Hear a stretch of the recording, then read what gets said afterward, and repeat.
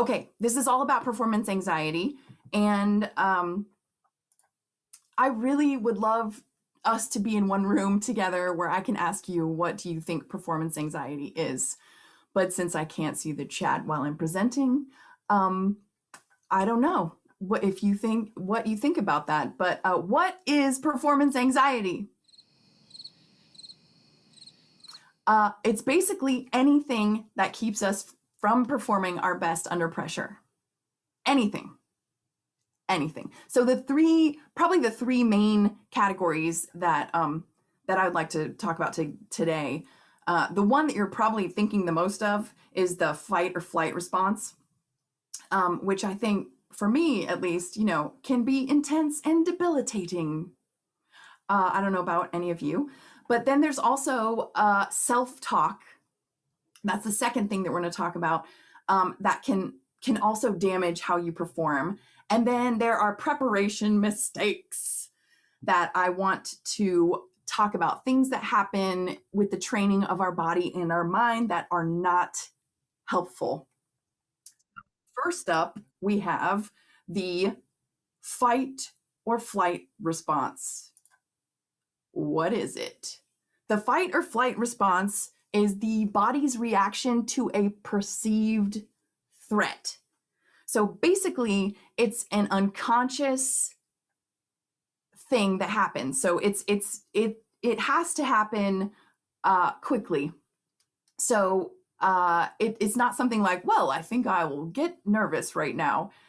It's something that happens outside your conscious thought.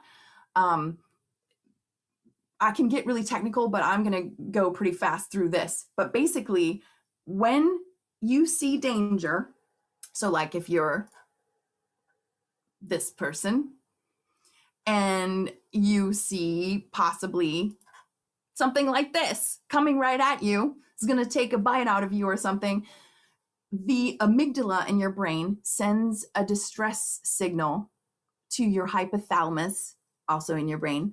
It activates your sympathetic nervous system, which pumps adrenaline into your bloodstream. And that sounds like a lot of technical stuff, but basically it's just making you ready to either fight the monster that's coming at you or run away. So it has to go underneath your conscious thought, so because it has to happen so fast. For you to think about it, it would slow it down too much and you would already be dead. So obviously this is something from way back. It's in our biology. Cavemen would have this saber-toothed tiger coming at them, and this is the thing that would save their lives. So it is a good thing. It's a really good thing. But today, in today's world, it doesn't really fit in too well. Modern human beings end up looking like this, trying to play the cello with all the fight or flight stuff going on. Oh my gosh, I have been there a bunch in my life. It is not fun to have all that craziness happening. But if you can keep in mind that it is something that has allowed us to do incredible things, like survive, it's pretty awesome. So let's talk about some of the symptoms. I think we all know some of them very well. So fast breathing. So when this sympathetic nervous system stuff is taking over and you are getting ready to fight or run away, your body just starts kind of forcing you to have more shallow breaths. And that's just, to make sure that your body can get the oxygen that it needs to do the crazy things that you have to do, running away or fighting. Along with that goes a rapid heartbeat. So again, you're pumping oxygen to all the muscles and stuff, trying to get them ready to do insane things. The butterflies in the stomach, I'm sure we all have that, where you feel really gross, like you might barf before you play for somebody, right? So I want you to know when that happens, it's your body is shutting down digestion. Because if you can think about this caveman thing, your body is trying to conserve all the energy that it can to use to run away or fight. So um the digestion is not actually something that you need for that. And so it shuts down, and that's why it makes you feel sick. That's why you get dry mouth, because that is the first thing, that's the first step in your digestion is saliva creation. So that's the first thing it goes. That's why I have 2011 drinks with me right now. I am not kidding because I have some bad dry mouth right now. Um, Dry mouth. Okay, compact posture. This one you might not think of, but it has sort of snuck up on me, where it makes my arms kind of get closer to my body. And when you're playing the cello, that can be hard to manage. It can change any shift that you've been working on. It can change all your intricate string crossings. So that can be hard as a musician, this compact posture thing. But you've heard of it. It's the getting into the fetal position. That happens without you being aware of it. So I wanted to bring it to your attention. You've probably experienced the shaking, aka bow vibrato, right? I think we've probably all had that, where you're like, yeah, that happens a lot. Sweating, yeah, yep, goes along with all that stuff. But then there's like extreme focus. You get tunnel vision sometimes. And then fast reactions, which can be really good when you're on stage. It also can be kind of harmful. Like, you play something wrong and you kind of start thinking about it, and then it just gets all crazy in your head, so that's not so good. I'm wondering if I can turn off sounds. I can't. Let me think. I guess not, because I keep hearing all these ding dongs of people leaving and coming and going, and it's pretty distracting, but let's just keep on going. That's one of the things that I'm going to be talking about is stuff beyond your control. Just have to go with it. I'm going to do that now. So, blah, blah, blah. I was going to say you can reimagine all these body reactions as a good thing, because like if you are feeling nervous like this, it means you care.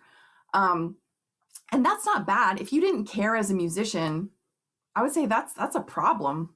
You want to care about what your audience is feeling. So I think if you can kind of reframe how you're thinking about it, it'll make it a better experience for you. So I want you to remember that this fight or flight thing is an unconscious reaction to a perceived threat, right? So is the audience actually a threat to you? Is it a saber-toothed tiger?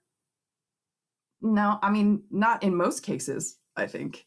Are the judges for Allstate like gonna harm you?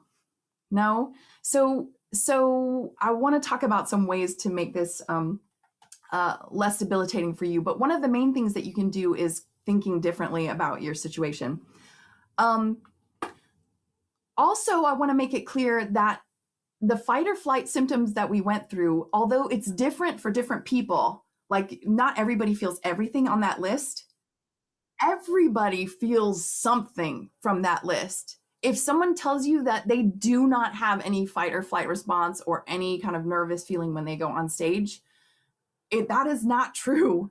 That's just something that I think happens a lot, especially in the classical music world. You just nobody or not a lot of people acknowledge that this happens, almost like it's a weakness or something of us, but it's not. It's something that makes us all connected as human beings. We all get some kind of fight or flight response when we are going on stage. And the thing is, you can't really control it. You might be going like, Nan, tell me, how can I get rid of this stuff? You can't. End of presentation. No, I'm just joking. You can't get rid of it, but you can do some things to minimize the unhelpful symptoms. So a couple of things. Self-care. Buzzword. Everybody's talking about self-care right now. What I mean by that is sleep. I don't remember sleeping much as a teenager. You probably don't sleep very much, but it is so important. I can't even tell you. I just realized this in my 40s that sleep is probably the most important thing for me. Regular sleep for close to 8 hours, guys. It helps you so much and it helps your brain even more. Nutrition. Oops, wrong. Go back. Nutrition is the second one in the self-care. That includes, just trying to eat well, but also having like a light meal before you have to do a massive concert so that you can have enough energy to do it. And then exercise, which can help you deal with stress long term. But then we also have planning. So you want to try to, like, if you're going to your Allstate audition and you are stuck in traffic and you have to stop by Starbucks because you didn't eat anything at home and you're running really late, and oh my gosh, that can make your audition much more stressful, than it has to be. So you want to try to plan as much as you can, plan your route, plan what you're going to eat, lay out your clothes, do all that stuff so that you don't have to be so stressed about it. And then develop a pre-performance routine. So this can really help you get in the zone when you're about to perform. So my teacher used to tell me to eat a banana a half hour before I played. And so I would always do that. And that just kind of became my way of like calming down, kind of getting my mind right, and also getting like a light meal before I played, which was helpful. And then I remember we had this 18-person cello choir that we went on tour in South America, and before every concert, I guess she couldn't get her hands on bananas, like a big bunch of bananas, but she would give us all mints. So she would go around with like these, like, I guess, flavor mints and stuff and give us all a mint. And that really, I don't know why, but it just really got us in the zone. So you can develop something like that where you have a specific pre-performance routine. It just like gives you an environmental trigger to get your brain in the place it needs to be. Okay, breathing. That's a really big one. We can talk more about that in the next slides, but deep breathing is one of the ways that you can talk to your body and tell it that it's not in trouble and it's not in danger, actually. You can't say to your body, just calm down, okay? Why are you freaking out? But you can say that basically by just breathing deeply. Because, the shallow breathing, it kind of feeds on itself. If you let it do the shallow breathing, if you let your body just keep shallow breathing, it kind of makes you even more excited and more shaky and more everything that you don't want to be when you're on stage. So if you can do some really big, deep breaths before you go on, it really helps your body realize it's not in peril. Um, Probably you know this already, but body language can play a huge role in how you feel on stage. So I'm not just talking about like your posture, like looking like you know what you're doing with your shoulders back and your chest out and your head held high, but also your face, like if you're smiling or if you know look like you're about to die, like ugh, that has a huge impact on your mind. Um, so this is big. There are many studies that talk about body language and how it changes your brain, how you are presenting yourself with your body. And then energy use. This one, nobody really told me about this one. I didn't read it in a book. Um, I just realized, when I went on stage and I got like the bow shakiness, and I felt like even my legs would be trembling when I was on stage, so like you're holding your cello and you can see the cello moving like this, like that's that's scary, and it seems to, when you notice it seems to get worse. So I decided what I needed to do was to burn off a bunch of energy before I went on stage. And so I don't know, it was like probably when I was a teenager or maybe college in my 20s. um, I decided that I would jump up and down really high, as high as I can backstage while I'm holding my cello, which that doesn't seem good. But so I jump up and down behind stage or off stage, and I sing the Rocky theme song just because that makes me feel like. So not only does it like pump me up, it feels like my entrance music, but it also um, just burns off all that extra energy so that my legs are not shaking, my arms don't shake as much. And I do that to this day. If you come to a concert of mine, if we ever have concerts again, but if you come to a concert of mine, you'll probably hear that backstage. I'm just yelling da da na na na na na na na na. Another thing I like to do is press my arms together and press really hard, because that kind of exhausts all the energy that I have in my arms, that make the bow do a lot of shaking. So those are some little personal things that I like to do. Okay, next slide.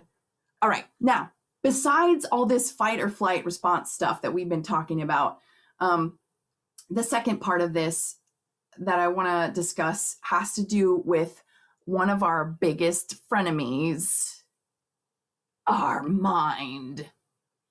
So, and specifically the self-talk that your brain generates, like, I suck. That was terrible. I knew I would never be able to do this. What an epic fail. I mean, I know we have had those phrases in our brains before, right? Probably, people. Yeah, I definitely, what would go through my mind when I was playing a recital back in the day was horrible. Like, I said some terrible things to myself. Anyway, it can be really damaging when you're on stage and you have these thoughts in your brain. Just to get more specific about it, the self-talk that is damaging to you focuses on the past. Okay, so you're playing a piece and you know it really well, and you get to a note and you play it super out of tune. And then you're thinking about how that was out of tune. And so the next stuff, you forget what you're doing, and then it just falls apart, and then it's a train wreck, and you have to start the piece over again. Because you were thinking about that note that you just played out of tune, right? So that's what I'm talking about. self-talk that is bad for you, focus on the past. Okay, it can also focus on the future. So there's a passage that you've been working on a lot. Oh my gosh, here it comes. Oh my gosh, it's at the end of the line. Oh my goodness, I'm gonna have to play that thing, and then it falls apart because you were thinking about the future. The outcome. Oh, I'm never gonna get into a good music school if I don't pass this audition. Or, oh man, I'm gonna get grounded if I don't get a scholarship to, I don't know, but you thinking about the outcome of something, it is never good. Weaknesses, so anything that you feel like is a problem, if you focus in on that, that can not be good for you. And then factors outside your control. Like all of these sounds, beamer and leaving and boom, that I'm experiencing right now. Factors outside your control. So like you're playing a concert and there's a baby crying and it's really annoying, but you just have to keep going. Yeah, I was going to tell a story here, but I'll save it for later. Okay, so basically the self-talk is going to be hard to control when you're on stage. So you want to practice controlling it when you're not on stage. You can't learn to swim in a stormy sea, right? So we have to practice this when we're not on stage. So what specifically I'm talking about is mind control of your own mind. So when I was your age, I think probably 17, I didn't realize until I picked up this book at some random camp I was at. There was like a library, and I picked up this book on transcendental meditation. And I had never heard of that before. I didn't know what that was. And I didn't realize that as I was reading the book, I realized that I didn't know you could turn off the fire hose of thoughts going through your mind. I just thought whatever that you think of, whatever goes through your brain, you're kind of a victim of it. It just is in there. But after I read that book, I realized, oh, we can actually control the thoughts. Probably you guys have heard of this before, mindfulness and meditation and things like that. You're probably much more well equipped to deal with your own mind control than I was at your age. But I just want to go through it just to make sure maybe those of you who haven't heard of any of this stuff, I want to expose you to it. So there's a couple ways that you can practice mind control. And what I mean is just not being a victim of your thoughts, trying to make your mind redirect to something that you're consciously choosing to focus on. So like in repetitive exercise, you would be counting your steps, if you're walking, or you would be counting the strokes while you're swimming, or you would be repeating a focus word. Some people call them mantras, but yeah, it could even be the word banana. As long as you are choosing to focus on that word and not just letting the mind do its thing, it's working out your brain so that you get used to controlling how you think as opposed to just being a victim of it. Deep breathing. So just practicing consciously breathing. So not just breathing how you normally breathe, but thinking about it. We'll get into some breathing stuff later because I have a favorite one that I like to do. But this also helps your fight or flight symptoms as well as controlling what your mind is doing. So that is just a win-win right there. So if you go home today and you're like, I didn't really learn anything with Nan, I hope you do remember the deep breathing, because that is a huge thing that I think you can take with you, and it'll help in everything. mindfulness. So what I mean by that is, like I've been nervous on stage a lot, and I've been nervous like at places like the doctor's office, right? Like you don't know what's going on. Maybe there's something wrong. And I will use this trick where I just notice all the stuff in the room, everything. And I'll notice like little details about the doctor. And it really helps me like stay grounded so that my brain isn't going like, what if I have cancer? Oh my gosh, what if I'm gonna die? Like it really helps me. So the mindfulness thing can be very, very helpful. It also is good for when you're performing, because if you can sort of reach out and see things that are not you, it feels less about you. You can look at details about the audience and realize that you're connecting with them and speaking through your instrument to them, and it's very helpful. I like that one a lot. And then meditation. So all the things above here in this mind control slide, they're all forms of meditation, but I just want to talk in detail about what I mean for you specifically with meditation. So I want to clarify that I'm a super duper practical person. I do not have 2 hours a day to sit and breathe, right? I just don't have that kind of time. I need to practice. I need to teach. I need to do all this stuff. I need to learn how to Zoom. And I'm sure you're the same way. I mean, if you do have time to meditate for 2 hours, great. Oh my gosh, I love that. Please do it more. But what I'm talking about is just practicing, just flexing that muscle of controlling your thoughts for 1 minute a day. Just 1 minute. Because if you start doing that with the 1 minute, you're going to realize that you have power over your own brain to just control what you're thinking about. So start with 1 minute. You're going to focus your mind on a mantra, or your breathing, or counting, something that gives you something to latch on so that you're not just, running through all the stuff in your mind, all the anxiety and things that might be there. So what do I mean by a mantra? Usually this is just a word that you choose that has a positive meaning. It's like banana that I said before, or if you like bananas, or, it could be something, it doesn't have to be anything serious. So, but just have something that you focus on.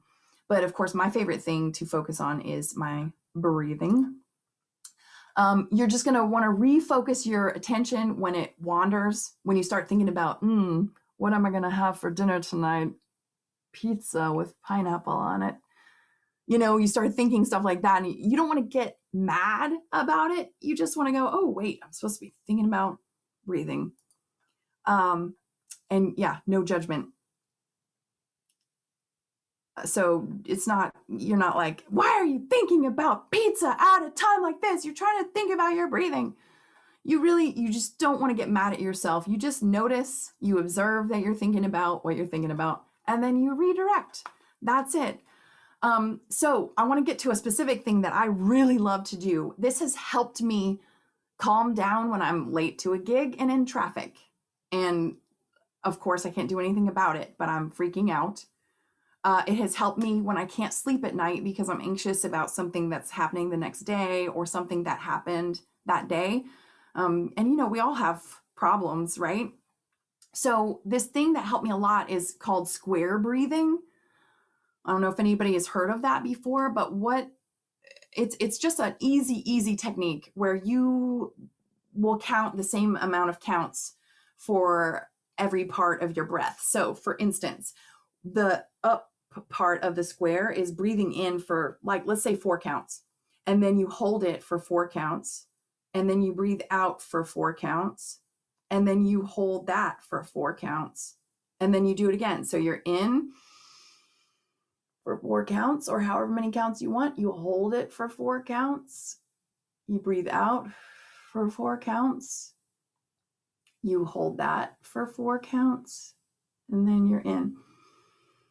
I can't even tell you how many times that has taken me from being absolutely electrified with anxiety, and it has calmed me down so much. Like I even feel calmer right now just from that one time that I did it.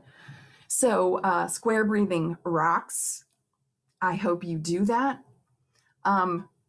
So just learning how to do this mind control stuff can help you silence the negative self-talk and stay in the moment when you're on stage. But you want to practice this when you're not on stage so that you just get good at it.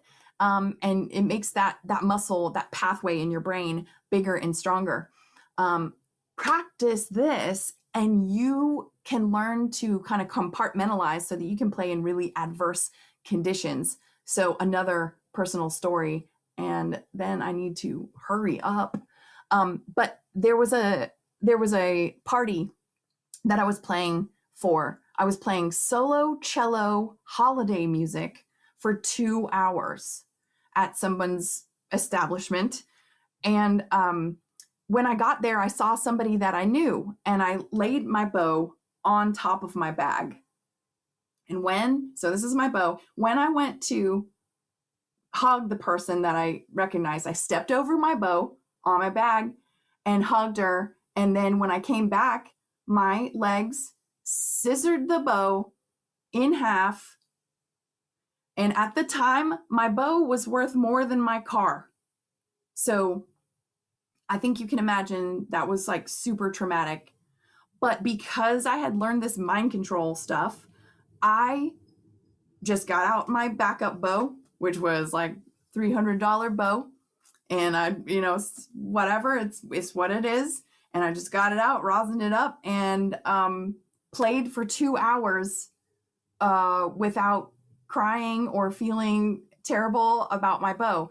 And then once I was done, oh my gosh, on the way home, you can bet there was a lot of freaking out and just terribleness. But I just wanted to tell you that story so that you could really understand the power of this mind control stuff.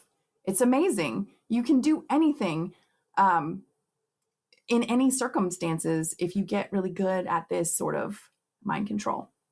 So let's talk about preparation. I know you did a massive and amazingly good job at preparing for your All-State audition, or else you wouldn't be here.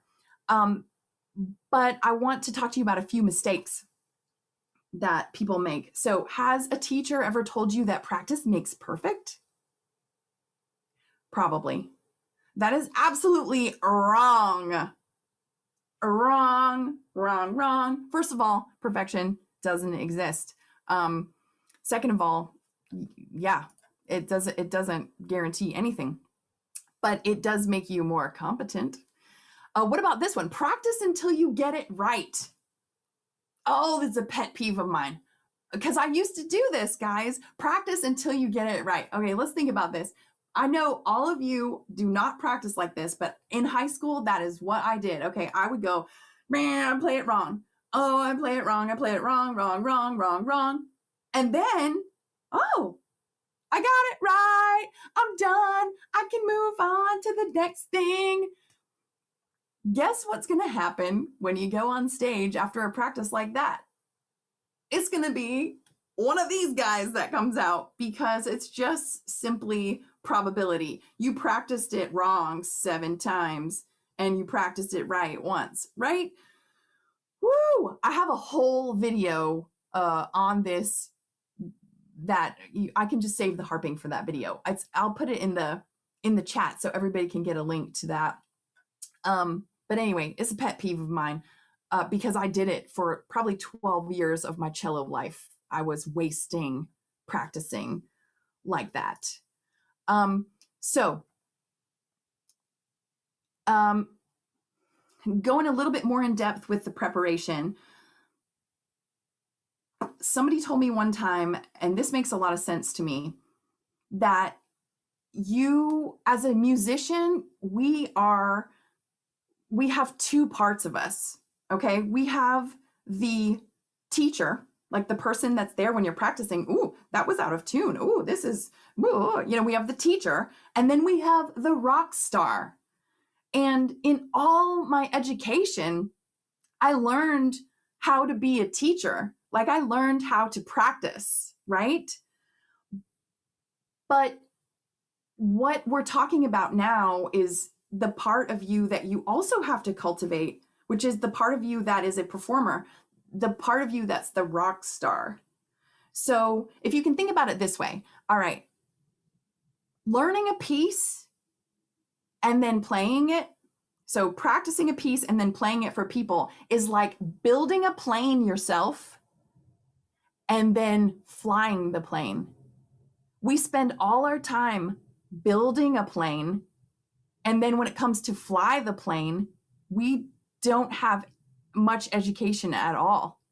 We don't know. Can you imagine if pilots didn't have weren't taught how to fly a plane? It would be just pandemonium. It would not work well at all. But that's kind of what happens with us with our music education. We need to have more time practicing performing. So, blah, blah, blah. You know what? I'm going to skip over the body training because I think we all know how to practice. You got to stop. You've got to listen and look to figure out what's wrong. You have to ask yourself what's wrong with the problem. And then you have to say specifically how to fix it. So if there's something that's out of tune, you can't say, oh, that's out of tune. Because how do you fix out of tune, right? You have to say it's sharp or it's flat. If you don't know, you'll have to experiment to get better at figuring out if it's sharp or flat. But you have to really be specific about how to fix it and then handle it. So this is my slash practice way that I like to talk about how to practice effectively. I have a whole video on that. I will point you to that after we're done. But handle it is just repeating the fix so that you program your meat computer to run that program, right? So it's just making all the repetitions count of the repetitions of the good controlled way of playing. And then when you go to fly the plane, one of those will be the one that emerges. But let's talk about the mind training. This is the part where you're flying the plane. You've got to practice mind control. So 1 minute per day is enough. You want to practice performing, okay? Practice performing. Get your mom, your sister, your dog, your cat, your stuffed animals, Facebook Live, Instagram, whatever. Make yourself nervous so that you can practice implementing your pre-performance routine. And then also you get a chance to notice your fight or flight symptoms when you're not actually on stage, when you're, in front of people who love you. And then you can practice also redirecting your self-talk. It's super important to do this because if your mind is distracted by the self-talk, oh, I just did that terribly, oh my gosh, this and that, you are not running your program. You're not, all the practice that you put in is not going to come out how you want it to, because your mind isn't just running the program, it's doing other things. And that's what can make us, completely fall apart. So we can do all these things that we talked about today, and we can have the good preparation. We can practice silencing our negative self-talk. We can harness our fight or flight to work for us, turn it into excitement as opposed to, nervousness. And performing can still feel like this, where like the sharks are coming to eat you and you're gonna die if you don't play well. But there are some things you can do on top of the stuff that we were just talking about to just help your brain sort of reframe what your performance is all about. So you can change your perception. You can identify your real audience. No one out there is trying to hurt you. No one out there wants you to do badly. No one's like gonna be happy if you crash and burn. I think as human beings, we all want the people that we're watching to do well because we kind of live vicariously through them, So no one out there is trying to laugh at you because you do badly. keep perspective. One of the ways that I keep perspective, and this is going to sound really weird, guys, okay? But I think about death. So I think about just, dying, if I were to die, and then that makes me feel so much better about, I'm just playing the cello. I'm just playing the cello. I'm not going to be dying on stage. You can imagine the worst outcome. Okay, think about what's going to happen. That passage that you've been working on in Measure 47. Oh my gosh, it goes terribly. Guess what? You won't die. It's not the end of the world. The sun is going to come up the next day. Your mom, I guess it depends on your mom, but she's probably going to still love you. But so imagine the worst outcome and then reframe your fear. Think about what led you to music. Why do you love music so much? Why do you work so hard at it? Why did you want to go to Allstate? Think about the reasons that you love music and then latch on to that.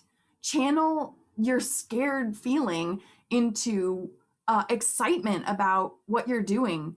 I feel like I do this every day. Just trying to make my fears into excitement. I did it today for you guys. Like, I'm nervous. I was nervous. I had a lot of extra energy. I was bouncing around the house, sweating, all kinds of stuff. But it means more to me to spread this word to you than it does for me to look like like I have everything all together and like I don't experience performance anxiety. Everyone does. So anyway, I hope that this helps you have that your next performance, I hope it makes you feel like this so that you are happy and feel good about what you're doing. And I really want to get some questions from you. So let me stop this screen share and yeah, oh, I see some stuff in the chat. Yay. Oh my gosh. Okay. Ooh, I love this. Yeah, if you learn something wrong, it's hard to unlearn that, blah, blah, blah. Okay, any questions, you guys, for me? I'm going to find a couple of little links to give you. I've got some websites that I want you to check out. One is my, it's basically my cello website. One is my like pop music stuff, and one is my quartet. Okay, wait, so what is this? What would you recommend for someone who tends to lose feeling or get numbness in their hands? Yes, okay, that is such a good question. So basically, your circulation is kind of restricting. When you get this fight or flight response, your circulation is restricting to your core. I'm going to tell you why. It's pretty gross, okay? But like let's say you're being chased by a saber-toothed tiger, what if he rips your arm off, right? You don't want all the blood to be shooting out your arm because it's so full of blood, right? It all goes to your core to preserve you in a life or death situation. So if you're feeling numbness in your hands, that is totally normal because the circulation is just sticking here and not in your extremities. So one thing that helps me is, I think you can probably predict what I'm going to say, but it's the deep breathing. Deep breathing, but also like making sure I'm moving my arms before I go out there. When I'm on stage, I kind of do a lot of extending of my arms so that like as a cellist, and I don't know, is it Addison who asked this? But yeah, so I don't know what instrument you play, but as a cellist with my arm bent like this, sometimes there's a lot of problems with nerves that go around the outside of your elbow. So extending that arm as much as you can, if you have rests in your orchestra music or whatever you can do, or in between movements, if you're playing a sonata or concerto, extend your arm out so that you're not putting pressure on those nerves, but also deep breathing, guys.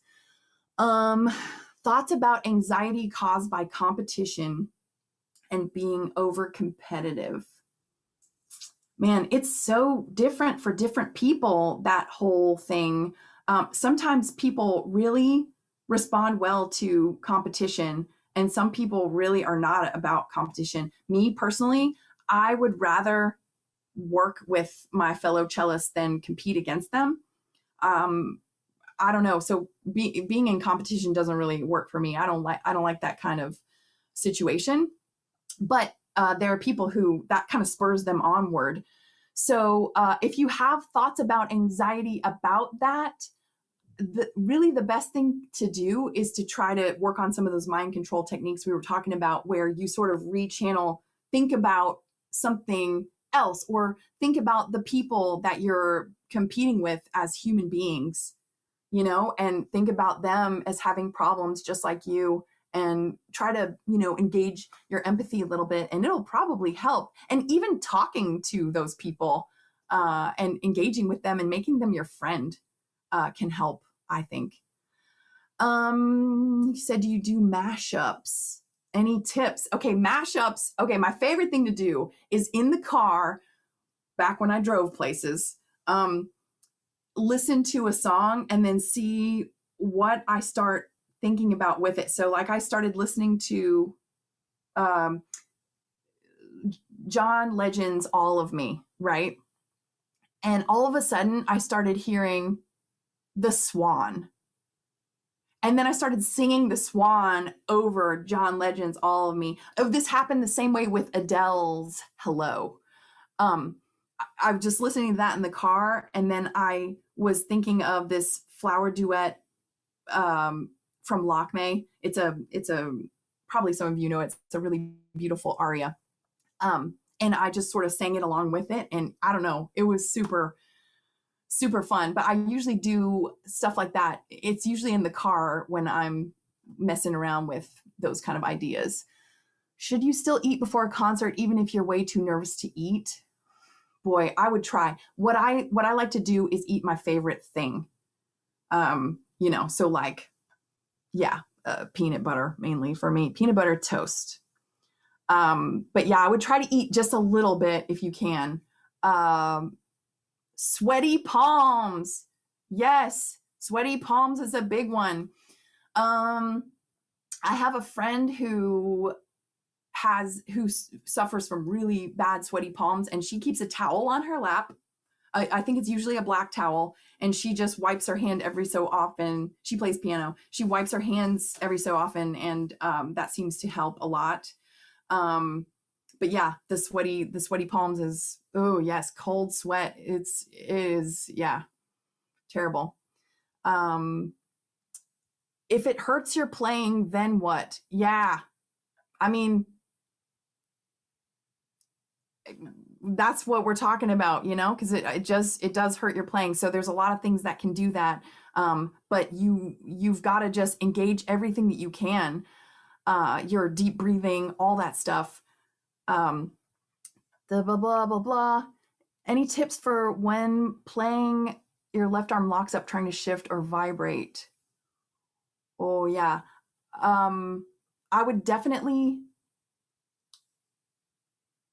try to put the pressure on yourself at home so that you can you know, sort of make the performance anxiety come up in you at home, so you can practice working on things that you can do. A lot of times for me, it has to do with the fetal position thing that's happening to me. My arms will get lower, and so my shifts do not execute how they normally do. So I have to physically practice when I'm under pressure, bringing my arms up and keeping them out from my body so that my shifts are executed how they normally are.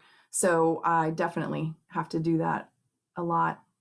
Clarinetist with sweaty palms. I think the towel thing, man. Yeah.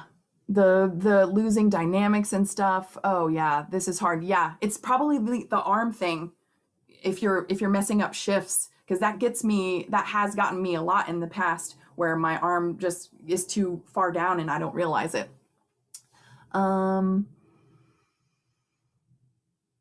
Yeah, sweaty hands. Oh my gosh. Guys, if you play string instruments, I highly recommend, and this is controversial, but I recommend lubricating your fingerboard, because then even if you have sweatiness on the ends of your fingers that keeps it from making you want to shift easily, the Vaseline on your fingerboard is it's just going to make it slick no matter what. I do have a video on that. It's just, if you Google how to clean a cello fingerboard and my name or something, it can help. Stress from parents. Oh, guys. Oh, I'm so sorry. You know, I think losing yourself in the music can sometimes, you know, that's the main thing about stress from parents, is just try to focus in on the music and what you love about it. And oh man, and it's not that long and you'll be on your own. Oh my gosh, I think we're over time, but interesting. Blowing on your thumb lowers your heart rate. I hadn't heard that. I'll try that. I mean, I'll try anything. Okay, this is great. Everybody's got cool rituals. I love it. But I don't want to keep you from your next thing, you guys. I know you have probably a packed day, and I want you to get to all your stuff. So please, thank you so much for being here. I want to put my name there so you know how to spell it. And you know, follow me on Spotify if you're on Spotify, because I have like 37 followers and I could use some more, guys. And also shoot me a line, email me, or contact me through my website, the Nan Cello website. I would love to hear from you. And here is a link to all my blog topics that you might find helpful. I also have a further reading. So like all the books, I didn't learn this in school, guys. I have 2 degrees in cello performance, and I did not learn anything about performance anxiety in school. I had to do a lot of reading in like some sports books and things like that. So this document that I'm sharing right now is a Google Doc that has all the books that I read to help me with this. And so, oh, yay. I miss you too, Jaya. And you guys, congratulations on just being champions. You're incredible. If you made it to All-State, you are doing great. And you're also not alone with your performance anxiety, because everybody has it. And I was so glad to talk to you today. Thank you so much for being here. And I know you got to do your next thing. Anything, any question that I didn't get to answer, I would want to hear from you, and I will answer it personally. So thank you so much, you guys. Thank you, Nan. Thank you. Thank you. Thank you. Have the rest of your day. Thank you. Take care. Thank you. Thank you. Hang in there. Thank you. Bye. Thank you. Bye. Bye. Oh my gosh. More people that I knew that I didn't realize were there. Oh.